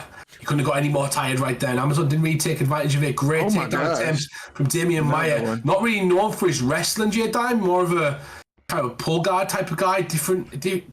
Really hard to kind of do that in this game. Oh my God. You've got to work the clinch. You've got to work the clinch. Okay. So at what point does this become takedown spam? Maybe. I got it. He got it. He got it. Bro, you took the words out of my mouth. If at first you don't succeed, then try again. Oh, Two Soul going for a knee bar. This is not going to be on. I don't believe Amazon defending well, and it's a difficult submission to get. On top of the fact that Two Soul has basically busted his entire stamina in 2 minutes to get the takedown. He has to do something with it, Jay. He has a lot of time to work still. What? I feel like he fought very anxious right there. Like, he usually fight a little more composed than that. He just started shooting a million takedowns in a row off the break. Like, he just kept shooting, Humble. It's like he knows that if he gets to a submission stage with full stamina or with his stamina even halfway, he might be able to get him out of there. And that's a better chance than being on the feet. And that might be where he sees a huge hole in Amazon's game, and that's what he might be looking to exploit. But nothing's really happened so far on the feet, and he might be able to steal around right now. What I'm seeing, though, is a lot of wasted movement, a lot of wasted transitions, and that's only going to affect Two Soul's stamina going forward, but he's going for submission attempts. He could possibly steal around Cyrus, but is he going to do that for the next 2 rounds as well? I think he got rocked, brother. I think he got rocked. Did he? You know, I could be wrong, but I He think did get rocked. He did get rocked. this might be How it. is he? This might be it if he's able to just because the stamina is so low. It's his best opportunity so far. But once again, Lola's defense holding through. No, he's not getting that. He is getting out. Okay. Well, it's okay. I'm very good at getting all them submissions, and Amazon has got the sort of correct defense. It's different on PlayStation from Xbox. I don't know how to explain it to the Xbox guys, but it's touch sensitive. If you like touch the R2 or L2 button slightly, it'll go really small, and you can kind of edge it left and right and get out of there. And they really can't really get hold of you. But where if you press it quite hard, it's going to go up straight away. It's really difficult. I know it's slightly different because a few people have told me that coming over, so something to look out for. But how the hell is he going to go forward in this fight with that stamina, J-Dan? Man, I don't know. Actually, I do know. He's going to shoot some more. He's going to ride till the wheels fall off with Damian Maya. That's what's going to happen, guys. Bro, I mean, look, he can't do another round of that many takedowns, Humble. His stamina will not support it. Yeah, 100%. And a lot of people are like, what is going on right here? You've got to remember there's a lot of people fighting unique ways. You've got to go back to the old sort of... Saying that, look at his stamina right now, it's fine. As long as he doesn't blow his load, right? You know, as long as he doesn't keep shooting. And he's already won one round, in my opinion, or unless he got rocked, I can't remember. He got rocked. Okay. Why do you keep... He got rocked, Humble. But he dominated the rest of the round. And That doesn't Peter mean Yan anything on here. Peter Yan got rocked and dominated Sean O'Malley on the ground for a round, so I don't know. We're playing UFC 4. If you dominate, there's no stunts or nothing. He gets a stun. That's his round. Okay, yeah, I always say you can't win a round by sniffing someone. I know. Well, he did get reversed, but once again, Brazilian Jiu-Jitsu means that you are going to be dangerous off your back as well. No one more so than Damian Maya. Right now, I do feel that obviously a lot of good work is coming into this from Lola. He's being defensively sound. He's stopping a lot of the submission attempts here, Humble, but he has to be wary every second he's on this mat because it only takes one wrong move. Yeah, King Amazon is being very cautious as well, and I'm wondering if he's going to try and do some damage or get back to his feet right now. He's choosing the latter. He's choosing the first option, and that's going to give... Oh, there you go. He did some damage, and then rightfully so, knew his mount was going to end up in a position where he could stand straight up. Does a good job. One of the things you've got to be careful of is standing up to your diamond half guard. Oh, he gets it again. Oh, What did he go for? well set up. Flying knee. He went for a flying knee. Damn. At least he's trying to set it up, though, because in the first round, he was just shooting. He was not trying... He wasn't waiting till after the guy struck. He was just shooting. This is uncharacteristic for Roto. Do you know what I mean? It's this. I haven't seen him play like this before, and I don't know really what's bringing this out of him, to be honest with you, Humble, because 83 wins. 83 wins. He just thinks he's got a better chance of trying to go for some... I mean, he's winning this round, right? Maybe, listen, maybe he is trying to win, or maybe he's trolling. Or it's in the middle somewhere. Oh, goddamn. Oh, Well, not you anymore. could just be that concerned Not anymore. about King Amazon's hands Stop. because the man is a killer. Yeah, no, I don't think he was trolling, bro. That shows me anything, that seemed like it was not a troll. Do you know what I mean? Lightning just hit his building because the connection went out. We're not going to presume that he got angry and rage quit right there, Cyrus. That's not something I would suggest. He definitely, his connection went in his building, I think. Is that what you think, bro? I 100%. There's no... An earthquake happened. There's no way that he quit that fight with anger there. Do you know what? You could be right. You have known to be right more often than you are wrong, Mr. Humbledink, so I will defer to your expertise in these matters, but what a way to end out the featured fight. I was not expecting that. Either way, King Amazon showing that he is dangerous on the feet, and he will stop you. Taking him down, he will anti-grapple you like a motherfucker. Beautifully done, moves him on quite nicely, and sets us up for the next one. Two teammates going at each other neck, at each other's neck almost. They are, of course, friends. They are, of course, teammates, J-Dime, but that means that, there's just that added element in this fight of familiarity between the two competitors, and, of course, even more added stakes to it, if you will, because you want to be the best in your camp, right? You want to be the best on the game, period, but, of course, that starts within your own camp, and this is their opportunity to kind of separate themselves from the pack, both in their division and within their own teams. This is essentially bragging rights, because whoever wins this, because they're friends, they're going to talk. They're going to say, I'm better than you. And they're going to say, I beat you in prime time. And he can just run away with that, Humble. Yeah, definitely. And it'd be interesting to see who as the betting lines open, who the teammates vote for. Who their actual teammates vote. A lot of the MBK guys in the chat right now, they're going to be voting for one of these guys, and it'd be interesting to see who they kind of vote for going forward. These two are highly ranked in the PlayStation. With Laura, we seen it last night. Xbox guys kind of fought all ranked in the top 10. Tonight it's the PlayStation guys all in the top 10, and obviously the Xbox title is headlining. But we've got MBK Goat number 9 at 3-1, and Vuk Gaming number 7 at 3-1. Both got the same record, Cyrus. Yeah. Vuk Gaming got a higher finishing record, but Goat's going to try and obviously finish him tonight and take that spot with Michael Chandler. 100%, I'm telling you. Right here, right now, those MPK boys, they have been coming through very quickly. They seem to have some very top kind of competition within their camp. And much like some of the other more loved kind of camps within the promotion, these guys bring the action, bro. They're at each other, at their opponent every single second of this fight. And already, Dustin Poirier's head health has been within blinking range. And he clips the UK! The betting favourite going into this one's got rocked early, Jay. Yeah, it's the problem I have with this is why they did the same thing. Okay, so Michael, it's like this is a dance routine. They choreographed that. They just choreographed that, Humble. That was like a dance. It was like throwing punches and just both at the same time. Ooh, it's not having it. I don't like that friendly. I kind of liked it. I like the fact that it was in. That was a nice dance routine. A great TikTok. I wanted to kill each other, so. Gets that was nice. The rubber guard, of course. Chandler has the ability to go straight into stack, but Dustin was aware of it, able to stop the first one. You can see how dangerous this rubber guard is as he uses it to get into side control, Humble. He didn't take the elbows, so he could have about 4 or 5 elbows off that, caused some perm damage, and he could have took that option, but he decided not to. He's now got that position. He goes with a punch, and I thought he was going to try and pull guard into mount, but he didn't. Good work. I'm really liking the work from Goat at the moment. Vuk Gaming seems to be slightly reckless. Michael Chandler is an explosive fighter as well, and Poirier is really difficult to deal with his sort of stats and attributes and his body type in this game, as I was talking about earlier on, J-Dime. Yeah, Dustin Poirier to me is the best lightweight boxing. Oh my goodness! And now Michael Chandler's punching him. He's the best. Every time I talk, something just happens. The curse of J-Dime strikes again, Cyrus. It does, brother. It does. Look, I have to say, compilations of him saying wrong things. Yeah, bro. that is a highlight. If I've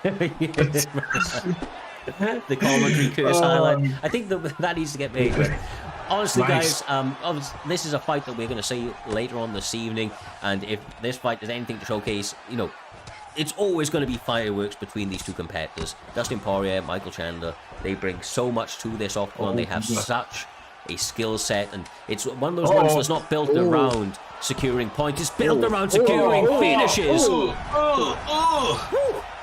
Taking some shots right there. It looks like it might be Vuk Gaming's round as well. Interesting. He got a knockdown on there, as we've seen with that elbow.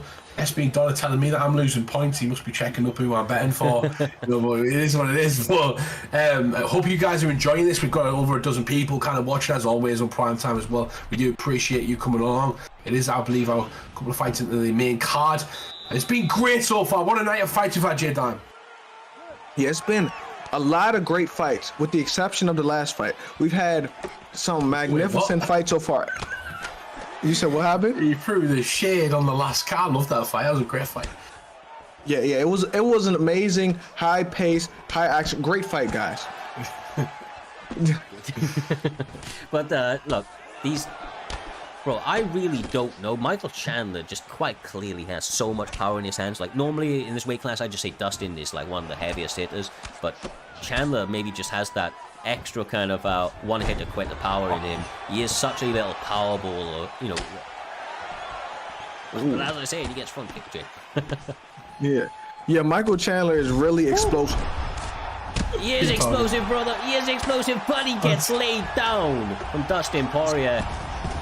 And finish, my God. Killer instinct. I gotta stop talking. I really Oh, Michael Chandler is fantastic. You know, your time does it That was again. my fault, bro. I set him up. I was like, he's explosive. He was explosive. But it's hard to get anything going when your opponent separates you from consciousness. Honestly, like I said, those MBK boys, they are really stepping up there. I'm keeping an eye out for all of their talent coming through, J-Dime. They fight like that every single time. This isn't just because they're teammates. They fight with an intensity that, you know, just absolutely kind of oozes success. I feel like it's an entertaining style. It's a style that a lot of people are going to struggle with. And, you know, for my money, it gets you those extra points as well in the rankings like we spoke about earlier. So these guys got a bright future ahead of them, especially if they continue to put on performances just like that. Yeah, I think them NBK boys in that camp have a bright future. They're going to be one of the top camps if they can continue to keep going up, Humble. Yeah, you have good teammates as well. You can tell they can have good fights like that. That was back and forth. There was for me, the first round went to Michael Chandler until J-Dime spoke, and then the second round went to Justin Poirier. And, you know, as Michael Chandler was winning that sort of round, he was, fuck him, and was winning the start of that round, switched over, and he gets the finish in emphatic fashion. It's a good finish as well. It's going to take him to 4-1 in the PlayStation division. There's not many people who are 4-1 in that division at the moment. He's going to push him into the top 5, Cyrus, knocking on that door to fight, maybe for a #1 contender spot in the future. Who knows? Yeah, look, anything is possible, especially at this stage, and putting on performances like that, like you say, are only going to continue to elevate you within this promotion, and more opportunities come with that higher standing, of course. You know, as we're talking about higher standings, as we're talking about higher stakes, we are moving on into the rest of this main card here, J-Dime. We quite literally have been burning through this card. The finishes have come thick and they have come fast. We only have 4 fights left, believe it or not, within this main card, and my God, are they all absolute killers. Up next will be Winter XJ up against one of my old opponents in Swish Bitty. I haven't seen Swish around in a long time, but I'm looking to see that guy get active, and he's got a great dancing partner to do that with, Jay. Yeah, I don't think I'm familiar with Swish Bitty. I think that's before my time. I don't think I've ever seen Swish Bitty fight, so this is my introduction to Swish Bitty, and hopefully it's a really good show, Humble. Yeah, Swish B's a legend. He's one of those guys that is known throughout the years of competing in prime time, the ESFL and a few other leagues as well, Cyrus, and he's really respected and liked as a person amongst the community. It's going to be interesting to see how he does tonight. Yeah. Currently had 2 fights currently in prime time, but he's fighting a guy who's been an absolute tear in Winter J in the Xbox division. He's going to be wanting to put himself back into that top 15, the top 10 even of the Xbox division, to say, I'm ready for a highly ranked opponent, essentially, and Swish Bitty is trying to make his name as he used to on the scene. Yeah, exactly right, brother. And I will just, as a little bit of a mental note for me, Swish Bitty, once again, he was an opponent of mine. He's an OG of the scene and the community as a whole. He has always had a grappling element to his game, J-Dime. He has gone Sugar Sean O'Malley here. This man has not come to grapple. He has come here to knock people out, cash checks, and walk away, moving up those rankings in a very, very fast way. But as Humble said, Winter is on an absolute tear right now, and I feel like the TJ pick may play in his favor if he's able to use some of that footwork and signature movement correctly. Yeah, I think it can work in his favor, but Sean O'Malley jab and them straights will work in his favor because TJ only has an 89 block, Humble. Yeah, that's what I was going to get into. The movement, though, from Dillashaw can kind of really offset, you know, because a lot of the shots that come from Sean O'Malley are kind of straight down the middle shots, long sort of rangy shots. And if you can kind of get out of the way of those, you can do a lot of damage when you step into that pocket and really try to hurt him. You've got to be careful, though, with Sean O'Malley. He does have the Conor McGregor and the a few other characters as well have got that quick left, the lead hook to the straight combination. But Swish Bitty's kind of focused on the teep so far, Cyrus, and that's going to take off the overall body health stats going on to later on in the fight. Yeah, and of course allows him to maintain range and have a number of other kind of positives taken away from utilizing those sorts of moves. And it's playing, you see guys like Stefan Struve, he's a lanky ass motherfucker, but he does not use his range well. J-Dime, Sugar Sean O'Malley definitely does. Between the feints, his rangy kind of shot selection, he can make it very difficult for his opponents to get inside and go to work with their striking. But Winter is doing a good job of kind of feinting with the footwork right now, duking in and out the distance and trying to bait out some shots. I kind of like what I'm seeing from both guys. Yeah, I agree. The footwork is nice, but you brought up Stefan Struve. I haven't heard that name in a while. I'm an old man. That's a tall, lanky. Bro, That's he is. crazy. I mean, that guy, was he like 6'9" or something like that? But No, he's 6'11". bro, He's 6'11". He's 6'11". Fights like he's Mike Tyson. Not literally, but he fights on the inside. He's not a range guy. Just gonna say, he knocked out Stipe Miocic, so He did. I remember that. biggest win of his career, but at the same time changed Miocic's career. But anyway, back to this one. I like what Winter's doing so far. He keeps coming forward and really trying to put it on Swish Bitty. Swish Bitty, he seems like somebody who hasn't been in the cage for a long time, slightly rusty. He's got a lot of nice techniques, but he's getting caught in the crosshairs, J-Dime, of the boxing against that cage, and he's really getting caught with the breakthrough damage as well. But who's winning this round right now? Because I think Sean stunned him, if I'm not mistaken. Close, it's close. Yeah, I'm not 100% sure, but I will say it is very, very close, like you guys were saying. For my money, I think that maybe it was the wrong decision to go somebody that doesn't have a strong, grappling for Swish Bitty. Like his strength, like I said, has always been mixing it together. And I feel like in this fight right now, I don't know if you guys would agree, but maybe it would play dividends for him to start utilizing some of the clinch of Sugar Sean O'Malley. Of course, he's doing great when he's on the outside, but when TJ is able to close that distance, a well-utilized clinch there, Humble J, may interrupt him and dissuade him from kind of crashing into each other. On the bodywork, he's got a couple of options, but he's got to do something to stop the forward pressure of Winter J. Winter J is coming forward. He's really trying to utilise the slips, the counters. He's trying to get away from that middle shot. And I like the clinch work. And look at the reposition. For anybody who doesn't understand what he just did right there, he repositioned him with the clinch. Clinch is not always an offensive weapon. It can be used to repositioning as well. And a lot of people don't do that, and it annoys me. You're against the fence, your opponent's pressuring you. Use the clinch to get back into the center of the octagon. Beautiful work from Swish. High level IQ right there. Yeah, cage awareness is of an absolute, massive importance, especially when your opponents are, high level and they're trying to pressure you up against that cage. You gotta get out that corner. Combinations from Winter, as you said in the chat, I think, Humble, Winter is coming, brother. he is absolutely trying to turn it up on his opponent, but I have to say I am impressed the way that Swish is staying calm in the face of adversity. Yeah, he's high high IQ, high veteran. I feel like his timing's slightly off, but that comes with not competing in a long time. But you can tell, look at that. Just some of the stuff he's done defensively, and he's starting to mix up certain things like the clinch. Like you said, you wish he picked a kind of grappler. I can see the mix-ups right now. He's waiting for a third round finish. That's exactly what he's trying to do. He's trying not to get caught. He needs to be careful because he's accumulating a lot of damage on that chin. It'll only take one or two, maybe later on in this round or later on in the third, to kind of knock him down. He has to get out of there. Yeah. He can't. Yeah. To attack the body. He needs to cut the body a lot more. Yeah. Oh my god, talking of IQ, this is... bro. TJ Dillashaw, his shot selection was absolutely sensational, working for the finish, and he gets it. It's over. It's over. Winter with the W. Winter has came, Cyrus. It is here. We are here, and Winter has now pushed himself right up that top echelon of the Xbox division. We said last time, that was kind of my catchphrase from Winter is coming. It's the old Game of Thrones saying, but Winter is coming and it has game, and he did a great job. He has a lot of support in the primetime chat right now. A lot of people believe in this guy, and if I'm being honest, Cyrus, I believe him as well after that performance. Great fight from Winter.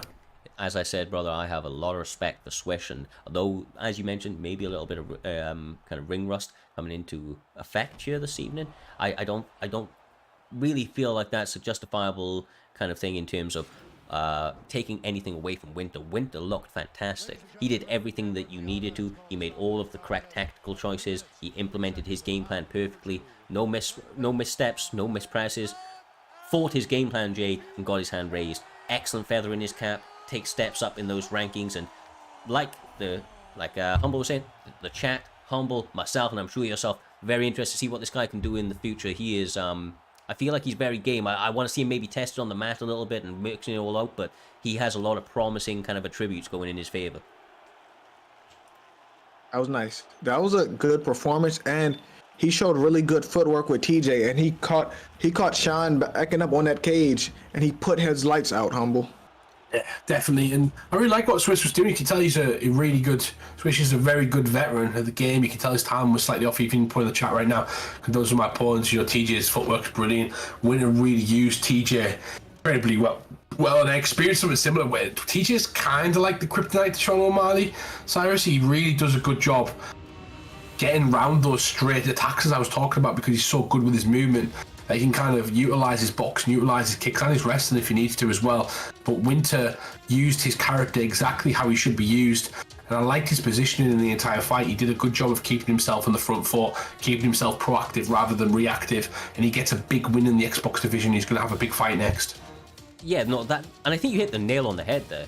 It's about being proactive rather than reactive in those situations. Your opponent is taller than you. You can't allow them to lead that dance. And TJ, kind of took charge. He took risks to get, his will enforced in that octagon, and ultimately was able to make all of the right choices to get his hand raised again. Like I said, big props to that guy. I'm interested to see both guys backed in that octagon, but no more than Winter, of course. That guy is coming for everybody, brother. It's a long winter that he is planning on putting on primetime MMA. He looks to reign on top, but like I said, he has a lot of opportunities ahead of him putting on performances like that. But talking of high-level opponents, J-Dime, talking of high stakes in a fight, it is going to be an absolutely epic battle between the one and only Naz and, of course, Vex's Ginger Ninja. These guys been around the scene for a little while now. Championships have been won in their names in the past, and they are meeting in a very, very visible spot here this evening, trying to get themselves back into that title picture once again. Man, we got Ginger versus Nas. And listen to me, Ginger, ever since that Grand Prix, he's been putting on great performances. Ginger has started coming on into his prime. So this should be a better fight than what people would expect, Humble. Yeah, definitely. And he's competing on both Xbox and PlayStation as well, which is crazy. He's in the top 10 at both. So that's kind of interesting to say the least. But Naz has fought Trickzzy twice this season. He's got a win and a loss over him. He's fought Pabs twice this season. He's got a win and a loss over him. And he's fought the current champion as well. Those are the kind of his opponents. And also Dirty Dave as well, got a win over Dirty Dave. So Naz is only fighting the top echelon of guys. He's going to be fighting another top echelon of guys as well in Ginger. And we'll see how this one goes down. But liking the picks of Edward versus Usman. We've seen this fight in real life already. It'd be interesting to see how this one goes. But Naz has got the 5-star jab, 5-star straight, and the wrestling they can't utilise. We've seen it before. He's really good at raising his wrestling, Cyrus. Yeah, 100%. And just kind of on what you were saying earlier there, Jay, in terms of Ginger kind of has been elevating his game. He really has been, brother. Since he joined with Vex, he kind of made some adjustments to his game that has allowed him to really, really round out some areas. And I feel like maybe kind of build confidence as he's continued to get big wins over big names. But this is not a great position for him, being taken down with just under 4 minutes left on the clock by Naz. You know how brutal that guy can be on the mat. Although he was about to stand up, which is pretty mad. Pretty mad. I think he just faked the stand-up. But you don't want to be on the bottom with Nas, who's an experienced veteran too, especially if you're Ginger right now, Humble. Yeah, he can keep you there. He's got really good side control. He'll fake a lot of transitions to get to his grappling advantage up. He really concentrates on that. Really good denies as well. He's got fantastic denies. He'll chip away. When he gets back to the feet, he'll use that to his advantage. A lot of people do that. And Ginger, quite easily frustrated sometimes, Cyrus, is one of his biggest weaknesses. And I think Naz has kind of clicked onto that. And he's going to try to frustrate him early with that top man position. Yeah, I feel like two things that were at least problems for Ginger was a little bit of confidence and, like you say, a little bit of frustration. And I feel like that came to the confidence. But he's done a really good job of staying gritty through to the very end. He's definitely got that dog in him, Jay. But he does need to be very defensively sound for at least the next 2 minutes if he's not able to work his way back to the feet. He keeps pulling him back down, bro. He keeps pulling him back down. I'd let him get up, bro. Get yourself back to your feet. No, I think. Oh, that's a good reversal. Nice. Ginger needed that. Ginger needed that. This can be good for him right here, Humble. Yeah, he needs to get some denies off as well, which I don't think he's going to do. He's going to go back to half guard on his own right there. He says to Naz, I'm not going to let you decide. And this could be really good for Ginger. If he can prove to Naz, I can grapple, I can deny you as well. If I turn you over, I could be destructive and cause some damage. Maybe that'll deter Naz from kind of grappling later on in the round, because Ginger could still steal this with some big ground and pound. Cyrus. Yeah, he definitely could. And that's the thing. If he gets back up to the feet, Naz could strike it out with him, but he could take him back down. Staying on the mat means that he's able to dissuade him from coming here again in the future. 35 seconds. He wants a big moment, Jay. I don't know if he's going to get it, Naz. Oh, nice body shot. Naz normally pretty defensively sound, but looks like Ginger is making all the right decisions to sneak in a couple of dangerous shots. Nice work right there. I told y'all, though. I told y'all ever since that Grand Prix, Ginger has been a different fighter. Even the matches he lost, Ginger game has just matured from what it was the season before, Humble. I agree, and he's a confidence-based fighter as well. And so is Naz. Naz is a confidence-based fighter. You know, he's very good technically everywhere, but if you can start to kind of beat Naz in certain areas, you know, he loses a bit of that confidence. You can start to find little holes, and that's what Ginger's got to do. And Ginger's starting to feel himself. He's starting to come on. Naz is going to try and extinguish that fire immediately in this round. And I knew it. Yeah, he's extinguishing the fire, like you said, Humble. Exactly that, and he's going to try and finish his opponent, and Ginger is looking to hang on for dear life. He gets his hand behind his head. He's going to hold on right now. Got to not panic. Got to do what he did early in that second round and try and reverse his position, Cyrus. Yeah, no, definitely, bro. Definitely. That's a big explosion for Naz. He's working for Crucifix. He's trying to go for it a number of times. The side control can be a brutal position to be in, especially with those early denies. The GA fully in his favor as he moves across into side saddle. Look, you don't want to be under Usman, but especially not in these positions, Jay. The ground and pound can be brutal, and it very quickly starts to add up and get a little bit claustrophobic as they start raining down, on top of that dome piece. Yeah, this is a bad position to be in, especially against a great player, because great players practice side control and top mount those positions. And right now, Naz has a dominant side control, and now he's stuck in a crucifix, Humble. Yeah, he's got really good grapple advantage as well. You can see that right there. He's going to get denies. And now Ginger, luckily, gets the deny on the attempt for the elbow right there. Great work from Ginger. So manages to survive. He gets the crucifix again. And Naz is going to try and go back to work. You can tell it's unraveling slightly. A few more of these, and this might be it. The ref might step in, Cyrus. It's very close. Oh, it's over. Oh no. Beautiful, beautiful timing on that arm trap to get out of that position. It could have been, game over, like you said, Humble, very, very quickly. The referee was looking very, very closely at the damage that was going unanswered, but he is not out of the woods yet. Man. The ground and pound continues. It's over.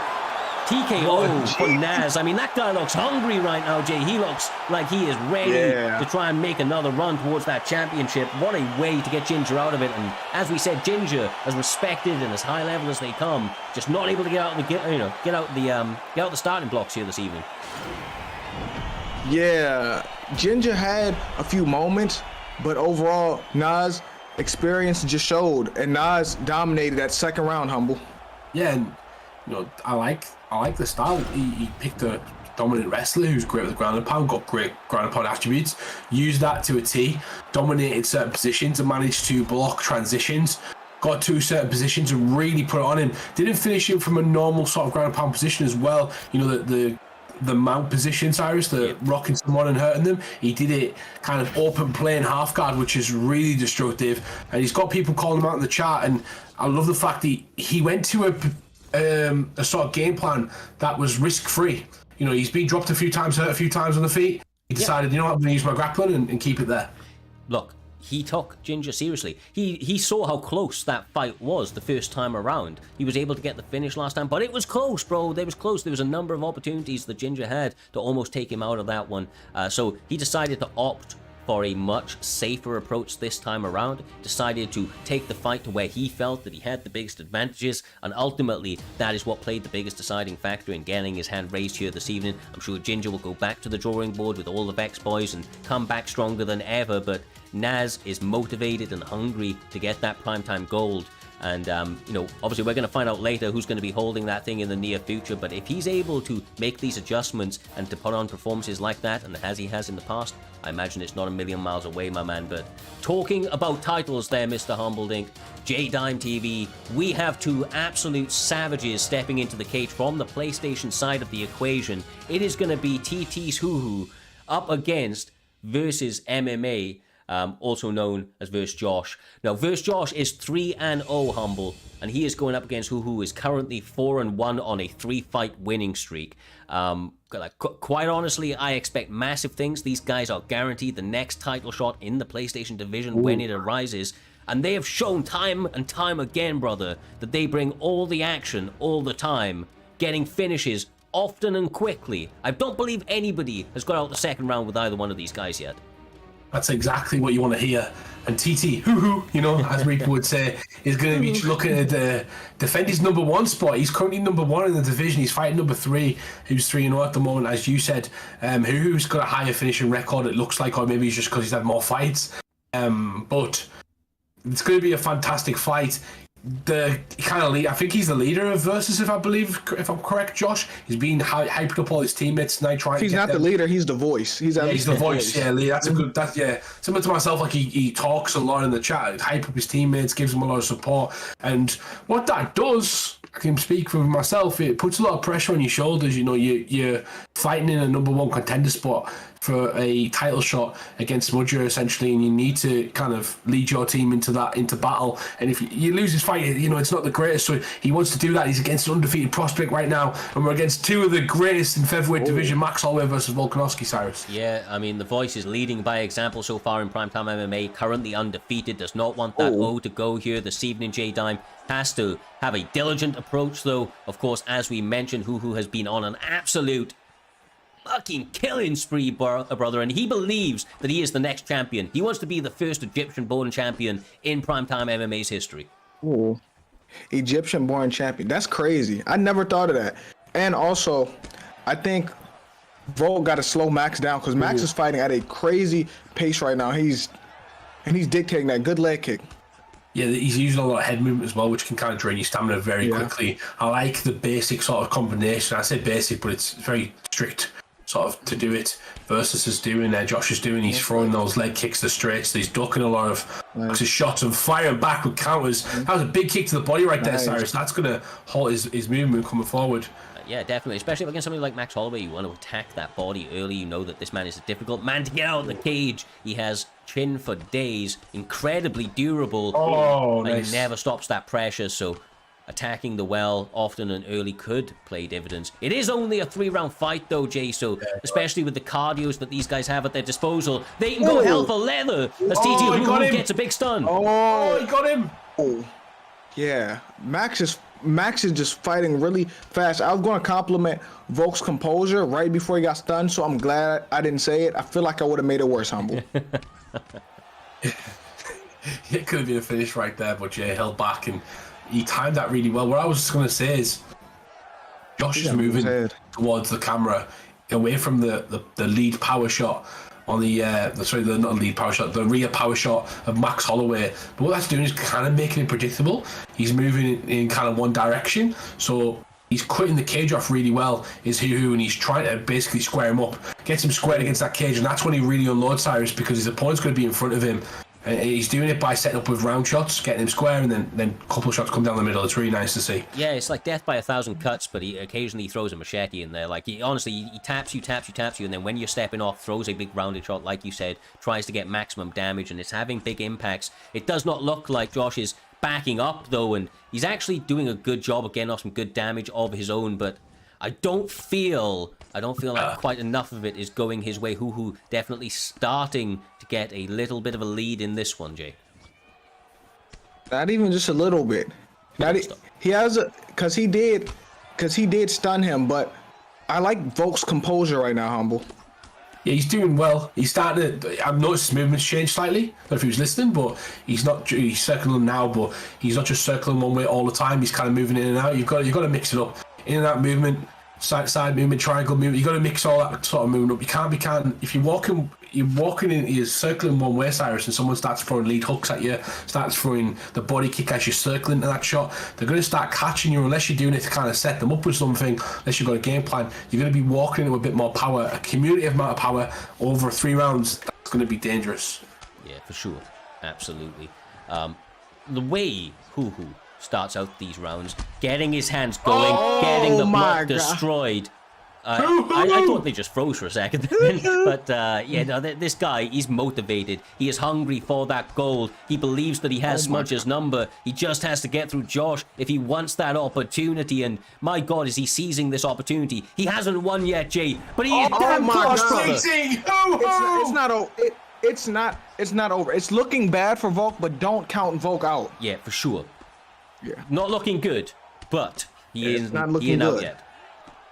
He's got incredible durability, and he's also got good recovery as well. But Josh needs to get some respect. He really needs to get some respect, because Hoo is looking like the man who has stepped up to the plate to fight the champion next. He looks like the man who's come prepared for this fight, and Josh has not got going yet. He hasn't landed his own offense in a way as destructive as Hoo has.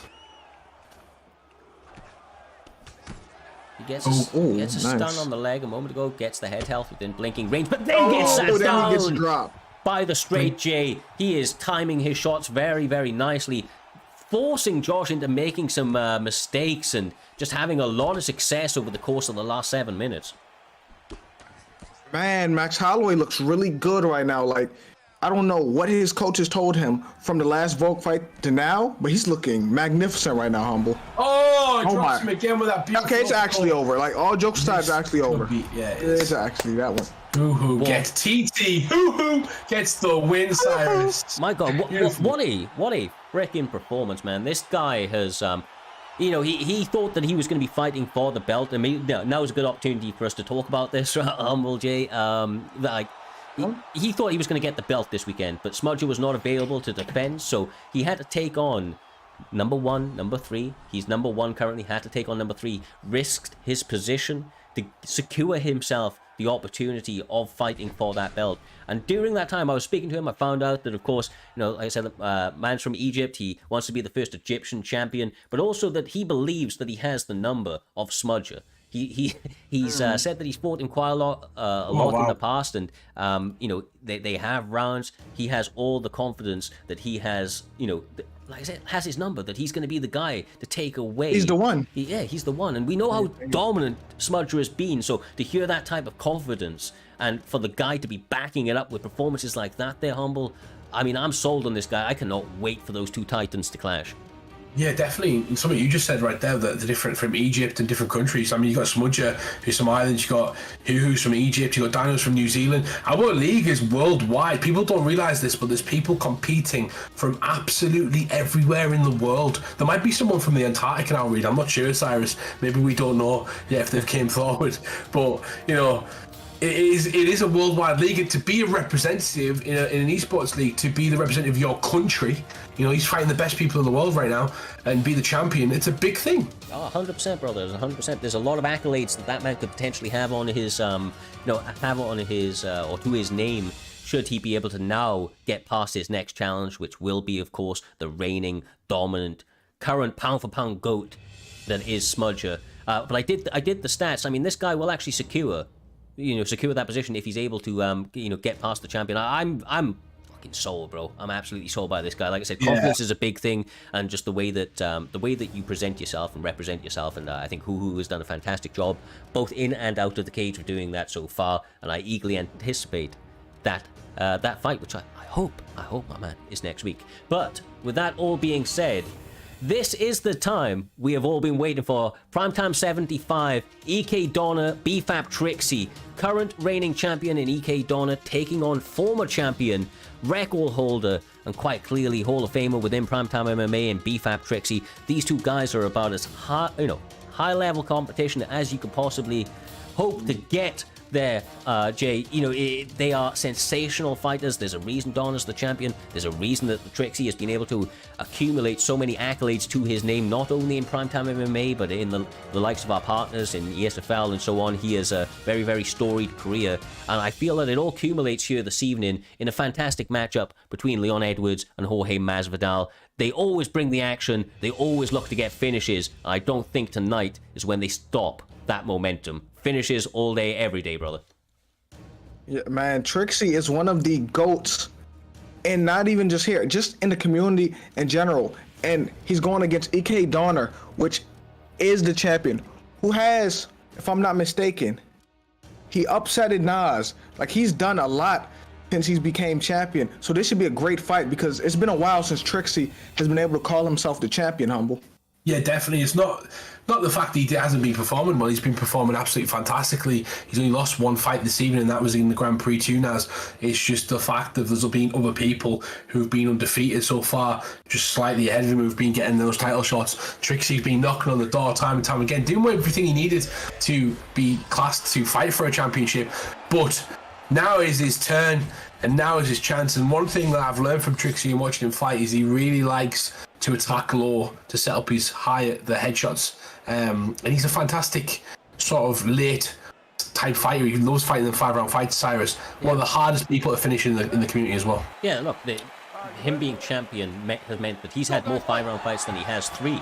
You know, right? And he's going to be a lot more comfortable there. But going into this one, I don't know which way this one's going to shake up. I know that EK's, Donna, and a lot of the guys that he has supporting him were saying that this blueprint server that continues to go around, they believe that they have formulated the exact tactics required to beat Trickzzy here this evening. It's of course down to whether or not Donna is going to be able to make those changes, implement that game plan, and even if he can, whether or not he's able to then adjust to the ever-changing game plan the Swift Trickzzy does present. Such high-level competition, such kind of interchangeable tools that they have at their disposal. And as you can see already, they are starting to take some risks and land some shots, but the champ is actually eating the worst of them, and his head health has kind of started to dissipate a little bit already. Nice sidestep. Yeah, right now it's still a filling out process, even though Trickzy's having some success, and they say they have the blueprint to beat him. So let's see if they really do, Humble. Yeah, the predictions guy didn't realise he thought this fight was going to go past the first round. He's banked on it. Still a minute left of your predictions as you can go through, but this is a really interesting first round. I always notice Trickzzy sometimes loses that first round, gathering information. He gathers a lot of information. And what Donna said about the blueprint, it does work. I used to run esports leagues as my job, and a lot of the times when you're running esports leagues as a coach or anything like that, you do have you look up opponents' patterns, you look up opponents' stuff, and it does come into tradition. If you put that work in, looking at patterns, it actually helps you in real life competition. So it'll be interesting to see if he does have a game plan, if he does have a blueprint to beat Trickzzy. Yeah, and look, if they're being genuine, if there is a blueprint server out there is no more tape than on any person out there than there is on Swift Trickzzy as he eats the head kick from S&B Donner. Perfectly timed, Jay. Perfectly timed. Yeah, I'm not gonna lie. When they say they have the blueprint, right? There is a lot of footage out on Trickzzy, just like a lot of people. But Trickzzy has fought so many fights in his career that there's so much footage, and they probably were studying that day in and day out, Humble. Yeah, Trickzzy wants to be champion again. He told me last night, we had a bit of a private conversation where he said he cannot wait to fight this fight. He wants to kind of put a show on for tonight, and he's coming up against it. He's got some adversity to face in the first round. He's got all of these accolades, the primetime door. And he's looking forward to try and prove the right. He's down Trickzzy against the fence, trying to regain the belt again. Maybe like the 9th or 10th time he's come champion. Cyrus, but Donna, very even so far, but gets a knockdown against him. He's got to hope to not take too much damage on the ground. It is hard to rule forever, but Trickzzy intends on doing just that if he's able to get past Donna here this evening. The champ is now on his back. He has been stunned. He has been put down once. Still in this fight, being defensively sound, but he has a couple of seconds left. And gets the reversal after the big flurry from the challenger there, Jay. Absolutely sensational round, very closely contested, but slight advantages to the contender. After what, it looked like he was losing that round, but he turned it around on a moment's notice. Yeah, and that's what makes people great. That separates good from great. Making adjustments. This is the thing about Trickzzy, and this is what, if you're new to the league, you're new to these fighters. Trickzy's the type of fighter could be losing every second of one round and then knock you out within 10 seconds. He's that type of fighter. He switches it on in a dime. He notices when you're vulnerable and you think you're comfortable winning a fight. He hurts you. He comes forward. He lands that beautiful uppercut right there. And this is where he's got to be careful though, because he can't overextend. Well, nice. On that point, historically, the second and third rounds are the best rounds for Trickzzy. I think, if this is rough figures, but I think approximately 70 to 80% of his finishes come in the second round. And quite honestly, it's because of the adjustments you were talking about earlier. But I have to say the champ is interrupting him very well, Jay, and connecting with a lot more shots than he was in that first. Oh, he got caught, but he is doing a good job interrupting his combos. He's landing some of his own too, Humble. Yeah, interrupt. Over. Trickzzy. He gets it. Goes down with the uppercut. This could be it. The new primetime champion. Maybe no. He takes it back to side control, and Donna got caught again. He seems to be getting the uppercut keeps landing. Cyrus, it keeps catching him. Yeah, bro. Honestly, he's choosing his shots very, very well. I said this round is normally his best one already. He has sat down his opponent, and of course, the champion is not going to be feeling fantastic about the way that this fight is starting to go, but he is the champ for a reason. He now has to dig deep, utilize the next 2 minutes in this round to just compose himself. Of course, it is a 5-round fight there, Jay. He does have another 3 on the box. He has to make it out to the danger zone with Trickzzy, which is obviously right here, right now, brother. Yeah, and Donner's not out of it, but he has to make some adjustments because Trickzzy is starting to look clean. He's starting to pick it up, Humble. Yeah, when you start blocking your head a lot and you start getting over-attentive defense on your head, Trickzzy starts going to the body and the legs. He's very good at it, and you can see that leg blinking right now. He's trying to get Leon Edwards to change stance and make it a bit easier for himself. Switches with a clean, goes for the takedown, gets it on top, and he's going to try and get some damage on the ground, maybe? To the side control side. Gets back to the half guard for a moment, finding himself on the mat a little bit more than I'm sure that he would hope to, but once again, these aren't from takedowns, I'm not being mistaken, they're from knocks and from sit-downs more often than not, but look, like I said, there are 3 rounds left, right, Humble? Yeah. Basically have to throw this round away at this stage, of course, but what would you like to see out of Donna going forward to really start to kind of make changes up against the challenger, who is starting to have more and more success as the fight is going on? He's getting pulled into kind of the 3rd and 4th shot of the combination from Trickzzy, which is where he's getting hurt.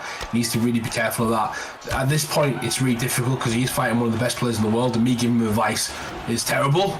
You know, I'm not going to lie, but in my opinion, he's got to stick to what got him to the rocks and the knockdowns early on, and he can't get excited, J-Dime. He's got to stay in that sort of zone, pick and apart, can't get away. At the same time, he's got to be defensively sound going forward. Yeah, but I look at it. How are we judging this right now? Oh my goodness. Never mind. Now Trickzy's trying to pick up. Trickzy's about to put this away soon. Oh my. Nice kick. Yeah, I mean, a bit lazy, but it's actually really, really dialed in as Trickzzy right now. Again, a couple of rocks. The leg health is blinking eternally, but that speed is there for the champion. This is a great fight.